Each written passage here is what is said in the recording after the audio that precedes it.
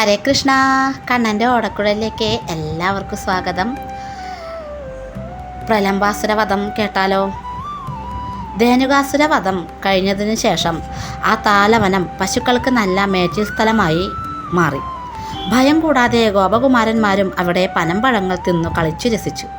രാമകൃഷ്ണന്മാർ ഇലകൾ കൊണ്ട് ആസനങ്ങൾ ഉണ്ടാക്കി അവിടെ ഇരുന്ന് എല്ലാവരെയും ആനന്ദിപ്പിച്ചു. ഗോപബാലന്മാരുടെയും ബാലികമാരുടെയും മധ്യത്തിൽ കൃഷ്ണനും ബലരാമനും വൃന്ദാവന ജീവിതം ആസ്വദിക്കുമ്പോൾ ക്രമേണ വേനൽക്കാലം വന്നെത്തി. അത്യധികമായ ചൂടും മൂലം ഇന്ത്യയിൽ വേനൽക്കാലത്തെ അത്രയൊന്നും ആരും സ്വാഗതം ചെയ്യാറില്ല. എന്നാൽ വൃന്ദാവനത്തിലെ എല്ലാവർക്കും വേനൽക്കാലം ഇഷ്ടമായിരുന്നു. കാരണം അവിടെ വേനൽക്കാലവും വസന്തം പോലെ ഹൃദ്യമാണ്.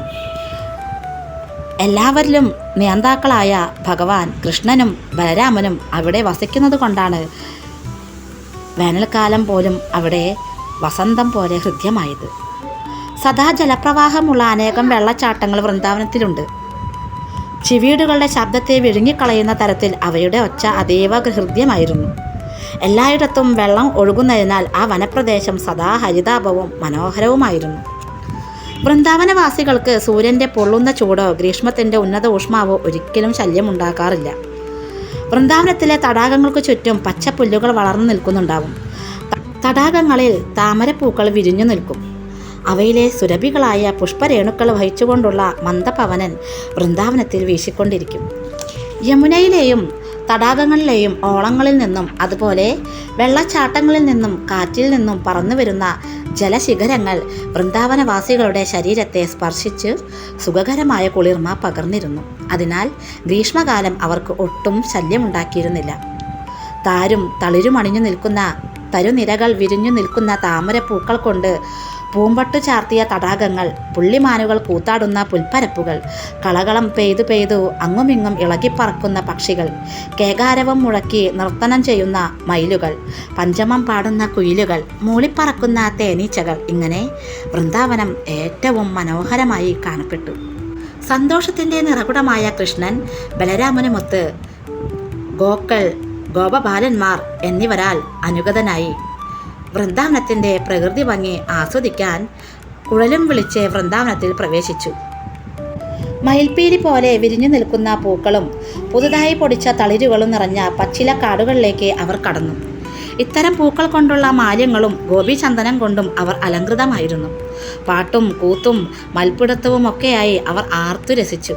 കൃഷ്ണൻ നൃത്തം ചെയ്തപ്പോൾ ഗോപബാലന്മാരിൽ ചിലർ പാട്ടുപാടി, മറ്റു ചിലർ കുഴലൂതി, ചിലർ കാഹളം മുഴക്കി, ഇനി ചിലർ കൃഷ്ണനെ അനുമോദിച്ചു കൈകൊട്ടി. സഹോദര, എത്ര മനോഹരമാണ് നിന്റെ നൃത്തം! വാസ്തവത്തിൽ ഈ കുട്ടികളെല്ലാം കൃഷ്ണന്റെ ലീലകളിൽ അവനെ സഹായിക്കാനായി ഉപരിലോകങ്ങളിൽ നിന്നെത്തിയ ദേവന്മാരാണ്.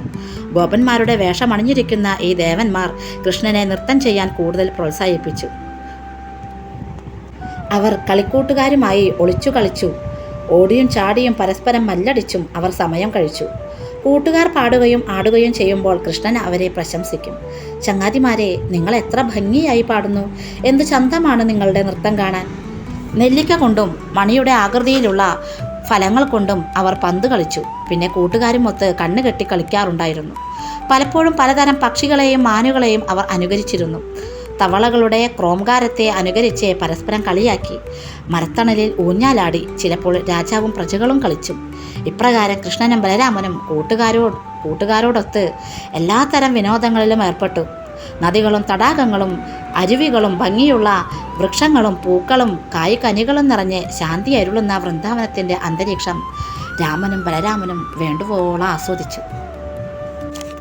ഒരു നാൾ അവരിങ്ങനെ അതീന്ദ്രിയ ലീലകളിൽ ലയിച്ചിരിക്കുമ്പോൾ പ്രലംബൻ എന്നു പേരുള്ള പ്രബലനായ ഒരു അസുരൻ അവരുടെ കൂടെ ചേർന്നു. കൃഷ്ണനെയും ബലരാമനെയും തട്ടിക്കൊണ്ടു പോവുകയായിരുന്നു അവൻ്റെ ലക്ഷ്യം. ഗോപബാലനായി കേളിയാടുകയാണെങ്കിലും കൃഷ്ണൻ പരമ്പൊരുളായ ഭഗവാൻ എന്ന നിലയിൽ ത്രികാലജ്ഞാനിയായിരുന്നു. അതിനാൽ തന്നെ പ്രലംബാസുരൻ തങ്ങളുടെ കൂട്ടത്തിൽ ചേർന്നപ്പോൾ അവനെ എങ്ങനെ നിഗ്രഹിക്കണമെന്നായിരുന്നു കൃഷ്ണൻ്റെ ചിന്ത. എന്നാൽ പുറമേക്ക് അവനെ സുഹൃത്തായി സ്വീകരിക്കുകയും ചെയ്തു. എന്നിട്ട് എല്ലാവരോടും പറഞ്ഞു, നമ്മളുടെ കൂടെ ഒരു പുതിയ കൂട്ടുകാരനുണ്ട്, അവനെയും കൂടി ഉൾപ്പെടുത്തി നമുക്ക് കളിക്കാമെന്ന് പറഞ്ഞ് എല്ലാവരും കളി തുടങ്ങി. മാഞ്ചാടിക്കളി എന്ന ഒരു തരം കളിയാണ് അവർ കളിച്ചിരുന്നത്. രണ്ടുപേർ കൂടി ചാടുക. തോറ്റ ആൾ ജയിച്ച ആളെ തോളിലേറ്റി ഒരു നിശ്ചിത ദൂരം വരെ കൊണ്ടുപോകുക. അതാണ് ആ കളിയുടെ സ്വരൂപം. കൃഷ്ണൻ സുദാമാവിൻ്റെ കൂടെ ചാടി. കൃഷ്ണൻ ജയിച്ചു. സുദാമാവ് കൃഷ്ണനെ തോളിലേറ്റി ഓടി. അങ്ങനെ ഗോപന്മാർ ഈ 2 പേരായി ചാടിക്കളിച്ചു. ബലരാമൻ പ്രലംബനുമൊത്താണ് ചാടിയത്. ബലരാമൻ ജയിച്ചു. പ്രലംബൻ ബലരാമനെയും വഹിച്ചുകൊണ്ട് നടന്നു. കൃഷ്ണനെ അകറ്റി നിർത്താൻ വേണ്ടി പ്രലംബൻ ബലരാമനെയും വഹിച്ചുകൊണ്ട് അതിവേഗം മുന്നോട്ട് പോയി. പ്രലംബൻ നല്ല കരുത്തനായിരുന്നു. പക്ഷേ കരുത്തിൽ പർവ്വതതുല്യനായ ബലരാമനായിരുന്നു അവൻ്റെ തോളിൽ. അതിനാൽ അല്പദൂരം ചെന്നപ്പോഴേക്കും ഭാരം അസഹനീയമായി അവന് തോന്നി. അപ്പോൾ അവൻ തൻ്റെ യഥാർത്ഥ രൂപം കൈക്കൊണ്ടു. ആ രൂപത്തിൽ കനക കിരീടവും രത്നകുണ്ടലവും അണിഞ്ഞു നിൽക്കുന്ന അവൻ ചന്ദ്രബിംബത്തെ വഹിക്കുന്ന കരിമേഘം പോലെ കാണപ്പെട്ടു. അവൻ്റെ ശരീരം മേഘമാർഗത്തോളം വളർന്നിരിക്കുന്നതായി ബലരാമന് തോന്നി. അവൻ്റെ കണ്ണുകൾ ജ്വലിക്കുന്ന അഗ്നി പോലെ കാണപ്പെട്ടു. വായിൽ കൂർത്തുമൂർത്ത ദംഷ്ട്രകൾ മിന്നിത്തിളങ്ങി. ഈ രൂപമാറ്റം ബലരാമനിൽ ആദ്യം അല്പമൊരു അത്ഭുതമുളവാക്കി. ഇതെന്തു പറ്റി? ഈ വാഹകൻ ഇത്ര പെട്ടെന്ന് ഇങ്ങനെ ഒരു രൂപഭേദം? അപ്പോൾ അങ്ങനെ കുറച്ചു നേരം ബലരാമൻ എന്താണ് ചെയ്യേണ്ടതെന്ന് അറിയാതെ സ്തംഭിച്ചു നിന്നു. ആ സമയത്ത് കൃഷ്ണൻ ഉച്ചത്തിൽ വിളിച്ചു പറഞ്ഞു, ജ്യേഷ്ഠൻ ആരാണെന്ന് അങ്ങേക്ക് തന്നെ അറിയാമല്ലോ. മനുഷ്യരൂപം ധരിച്ചിട്ടുള്ളത് എന്തിനാണെന്നും അറിയാമല്ലോ.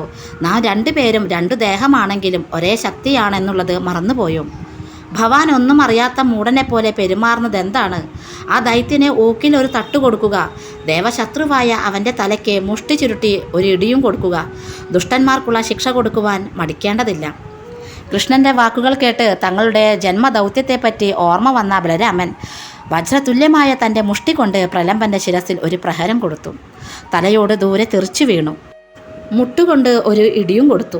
പ്രലംബൻ്റെ കഥ അതോടെ തീർന്നു. ശിരസ്സു തകർന്ന അവൻ്റെ ദേഹത്തിൽ നിന്ന് മലയിൽ നിന്ന് ചെഞ്ചോല പോലെ രക്തം വാർന്നൊഴുകി. പ്രലംബനെ വധിച്ചതിനു ശേഷം ബലഭദ്രൻ അടുത്തു വന്ന് കൃഷ്ണനെ തഴുകി. അസുരനെ വധിച്ചത് കണ്ട് കൃഷ്ണനും ഗോപന്മാരും ബലരാമനെ പുകഴ്ത്തി ജയം ആശംസിച്ചു. വാനിൽ നിൽക്കുന്ന ദേവന്മാരും സന്തുഷ്ടരായി. അവൻ ബലദേവൻ തന്നെ എന്ന് പറഞ്ഞു പുകഴ്ത്തി. ദേവന്മാർക്ക് പോലും വധിക്കുവാൻ കഴിയാതിരുന്ന അസുരനെ ബലരാമൻ വധിച്ചതിൽ എല്ലാവരും സന്തുഷ്ടരായി. അന്നു മുതൽ ബലദേവൻ എന്ന പേരിലും രാമൻ പ്രസിദ്ധനായി തീർന്നു. ഈ വൈശാഖ മാസത്തിൽ ഭഗവാന്റെ കഥകൾ കേൾക്കുക, വായിക്കുക, അത് മറ്റുള്ളവർക്ക് പറഞ്ഞു കൊടുക്കുക, ഇതെല്ലാം വളരെ നല്ലതാണ് കേട്ടോ.